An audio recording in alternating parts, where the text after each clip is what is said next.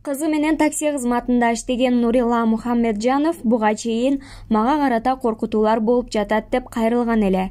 Бүгүн 28 январда редакциябызга келип, Садыр Жапаровдун баласы байланышканын, милиция кызматкерлери коркуткан адамдарды табабыз деп убада бергенин сүйүнүчтүн көз жашы аралаш айтып берди. Азыр Кудайга шүгүр эртемен саат 10-11 чамасында Асал Момдокматова телефон чалып жолугалы dedi. Барып жолуктум. Кудайга шүгүр азыр бүт эмелер күч органдары ишке түшүп, мени эмелерим боюнча президент Садыр Нуркожоевичтин өзүнүн контролуна өттү. Кичине болсо дагы жүрөгүм ордуна түшүп калды. Кичине болсо дагы дух пайда болуп кайрадан мени коргой турган күч органдары бар экенине күбө болуп отурам. Аябай кубанып, кубанычым ичиме батпай отурам. Жакшы болгон экен, анан кызыңызды дагы бала бакчага алып барыпсыз, э? Ооба, эртемен бүгүндөн уже коркпой бала бакчага бердим.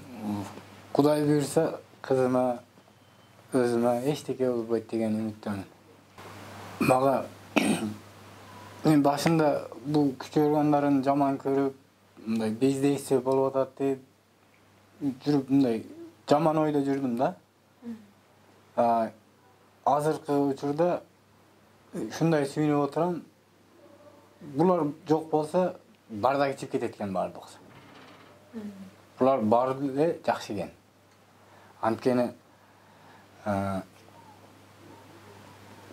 мисалы, мага окшогон кыйналган адам баары бир күн келет экен, жардам сурайт экен да.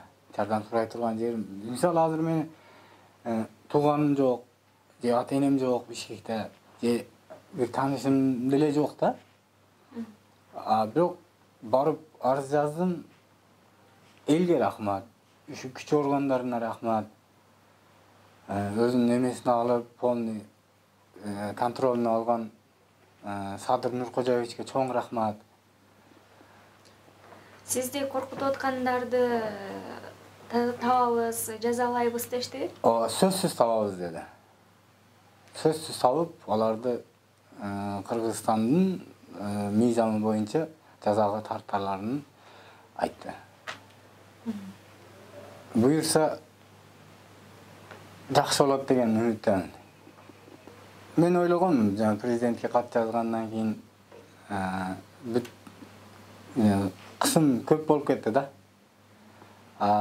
Көрсө бул ошо күч органдары аларды эме кылса керек деп эле ойлонуп калдым. Аларды кысым калса, алар келип мени коркутуп, эме кылып. Кечинде Садыр Нуркожоевичтин баласы өзү келди. Башка бир өкүлүндө келбеди да. Келип айтты, алар эч кимиси эчтеке кыла албайт деди да. Биз Кыргызстанда дейт, мыйзам бар. Мыйзам негизинде ошо адамдарды баарына ким коркутса дагы жазасыны алат деп ишендирип айтты. Бул жерде Асал Молдокматова да, эжекебизге да чоң рахмат. Азыр Ген прокуратурага барып, эме жазасыңар деди, арыз жаз деди. Жазам. Анткени мен өзүм жашоом мейли, мен 40-ка чукулдап калдым. Жашай турган жашымды жашадым. Балдарым жашасын. Балдарым үчүн мен ар нерсеге даярмын. Буйрса баары жакшы болот деген үмүттөмүн. Прессеге бардыгына рахмат. Ушу силерге дагы рахмат. Ушу элге көтөрүп чыккандан кийин бүт эмелер башталды да уже.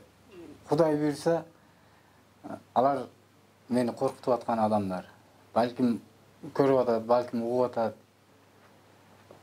Мен силерге жамандыгым жок. Мен болгону силерге жаман сөздү айтпайм. Силерге Алла Таалам хидаят берсин деп эле дуа кылып коем, болду. Бир нерсени айтып кетчү маселе, men erkek başım menен kızımды alıp жүрөm. Любой адам келип, любой учурда кызымды текшерсин. Bir kiyip жүргөн носкиси же болбосо bir kiyip жүргөн турсасы кире эмес. Же бул көтү бок болуп калган жери жок. Мен смело айта алам да. Анча мынча аял кишиге караганда мен кызымды, менин периштемди сонун таптаза алып кармап жүрөм. Буюрса дагы шуну менен кетет. Кудай кааласа эртең мени бага турган ошо балдарым 5 жыл, 10 жыл, 15 жыл ашып барса, мен эки колум, эки бутумдан күч кетет. Мен кичине сабыр кылып иш кыздарымды чоңойтуп койсом, эртең мени карай турган ошолор. Мен аябай сүйүнүп отурам. Азыр мен сүйүнүчүмдү сөз менен түшүндүрүш кыйын маселе да. Мен түшүндүрө албайм да. Анткени мени коргой турган эл бар экен, күч органдары бар экен.